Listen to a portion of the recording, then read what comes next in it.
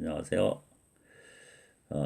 이번에는 제가 영국 카디프 로우 스쿨에서 LLM 과정, 또 법학 석사 과정을 공부하기 위해서 영국에 유학을 갔던 겁니다. 그래서 영국에서의 그 법과대학원 공부가 어땠는지를 좀 설명을 하도록 하겠습니다. 제가 지원한 과정은 Legal Aspects of Marine Affairs, 그러니까 해상법에 관한 법학 석사 과정입니다. 해상법 과정이라 대부분 인도, 유럽, 아프리카, 일본, 중국 등에서 그 해양과 관련된 업무를 하다 온 사람이 대부분이고, 그 중에도 싱가포르의 그 국립해양대학교 교수, 그다음 해사 업무를 담당하는 그런 그 선장 출신의 실무자가 대부분이었습니다. 저 같은 경우에는 학교 다닐 때 상법 과정에서 해상법에 관한 과정을 대학 때 배운 거 외에는 아무런 것이 전혀 없기 때문에 배에 대해서 잘 모르고 전문적인 지식이 없었습니다. 그 과정을 살펴보면 해상 운송, carries of goods by sea, 해상 운송 과정, 그다음에 해상 보험, marine insurance law, 그다음에 해상법, admiralty law, 그다음에 국제 거래 및 운송 과정, international trade and transportation, 이렇게 네 과목의 강의를 들었었습니다. 그래서 영국 대학원 코스는 그러한 강의 코스와 그 다음에 세미나 코스, 이 두 가지 코스가 있습니다. 그러한 절차를 다 마쳐야 되고, 그 절차를 다 마친 후에는 시험, 우리나라와 같이 시험을 보고, 네 과목에서 시험을 보고 거기에 패스해야 되지만 그 논문을 쓸 수 있는 자격을 줍니다. 그래서 시험을 봐서 통과한 후에 이제 디서테이션이라는 논문을 쓰고 논문 심사에서 통과를 해야 되지만 그런 석사 학위를 취득할 수 있는 그런 과정입니다. 그 학생들은 그때 당시에 제가 40대 초반이었고 대부분 나이가 다 어리고 그다음에 선장 출신이라고 한 그 싱가포르 국립해양대학교 교수 한 사람이 저보다 나이가 한두 살 어리고 그다음에 선장 출신 학생 두세 명을 제하고 제가 가장 연정자였습니다. 그리고 담당 교수도 거의 나이가 아이를 키우고 있는 나이가 거의 동년배이기 때문에 관심사가 매아에 같았습니다. 그래서 교수실을 방문했을 경우에는 또 아이를 키우고 있었고 그 다음에 관심사가 또 같았기 때문에 한두 시간 동안 친구처럼 얘기할 수가 있었습니다. 제가 영어가 서툴러도 담당 교수 가정의 가정으로서 관심사가 같고 또 연배가 같아서 유쾌하게 대화를 할 수가 있었습니다. 영국의 그 교육은 학기 초에 과목당 실러버스 즉 교과 과정표가 있죠.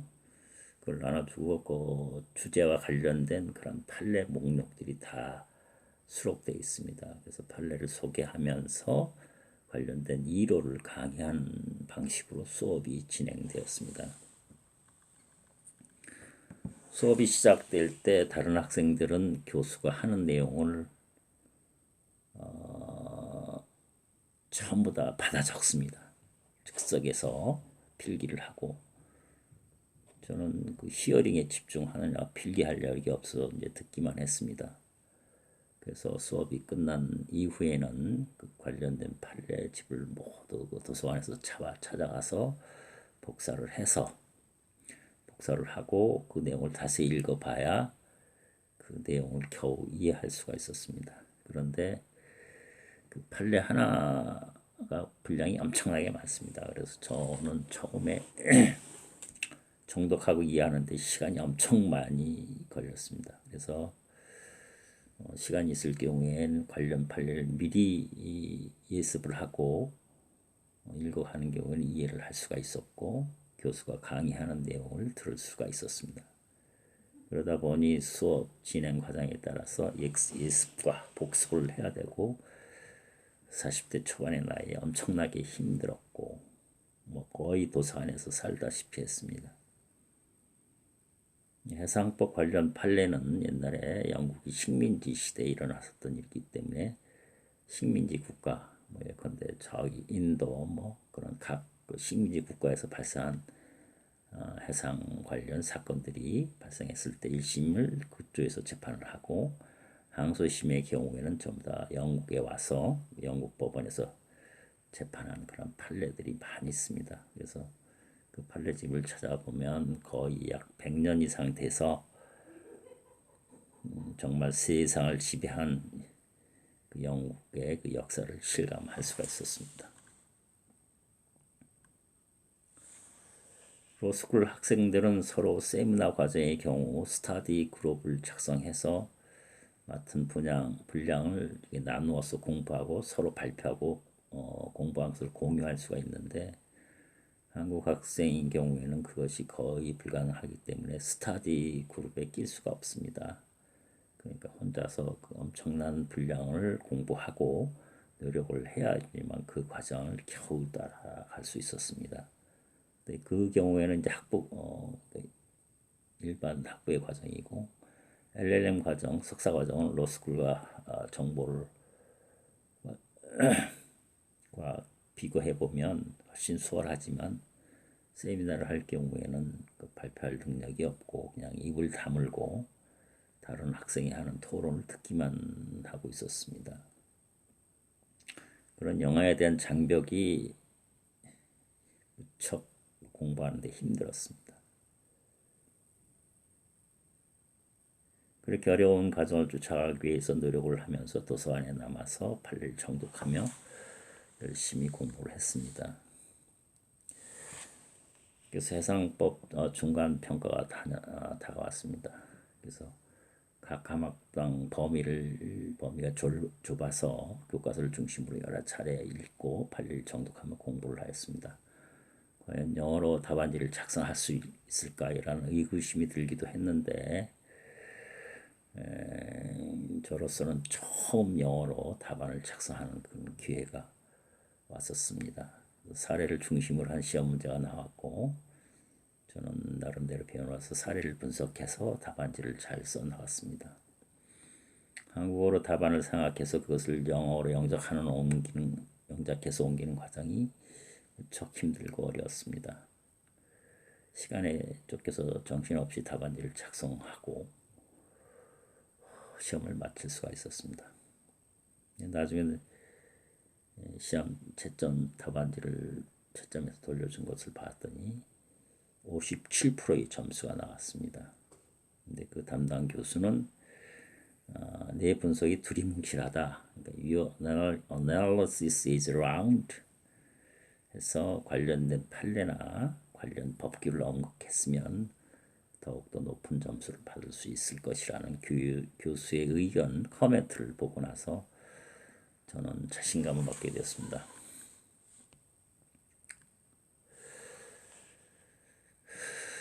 그 다음 시험에서는 교수의 의견대로 관련 사건의 법률적 쟁점을 언급하고 그 관련 법규의 판례를 언급하면서 그 의뢰인 고객이죠.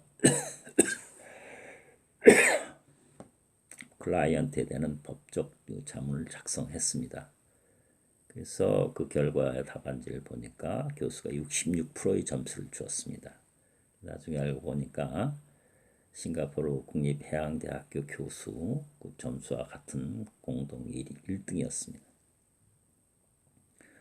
교수는 그 테스트에 대한 평가를 하면서 마지막 시험에 대한 걱정하는 학생들한테 다음과 같이 얘기를 했습니다. 그 교수는 영어를 잘 하지 못하는 학생이 있는데 그 학생의 경우에 문제 케이스에 대한 법적 문제가 무엇인지를 정확히 끄집어내었고 그에 대한 설명을 하고 관련된 판례 및 법령을 제시하고 그에 대한 결론을 내리고 있다. 영어는 잘 하지 못하지만 우수한 성적을 줄 수밖에 없었다. 라고 시험을 잘 보는 방법에 대해서 그렇게 방법을 알려줬습니다. 교수가 위 평가에 대한 평가를 마치고 제 답안지를 보니까 그 교수가 어떤 코멘트를 한 그 코멘트가 필기체로 휘갈려 써 있어 잘 이해를 하지 못했는데 결국 점수가 66%로 잘 봤다고 생각했습니다. 근데 그때 당시 옆에 동료가 와서 내 답안지를 보고 나서 그 교수가 얘기한 그 케이스가 바로 나라는 것을 알 수가 있었습니다. 같은 점수를 얻은 싱가포르 해양대 교수가 내 등을 두드리면서 잘했다 뭐 이런 식으로 얘기를 했는데 그로써 그 이후에 영어 시험에 관한 강박관념에서 벗어나게 돼서 자신감을 갖게 되었습니다. 근데 그 다음부터는 옆에 동료가 왜 판례를 전부 다 읽느냐 처음부터 끝까지 전부 다 읽지 말고 판례 앞에 요약된 부분만 골라서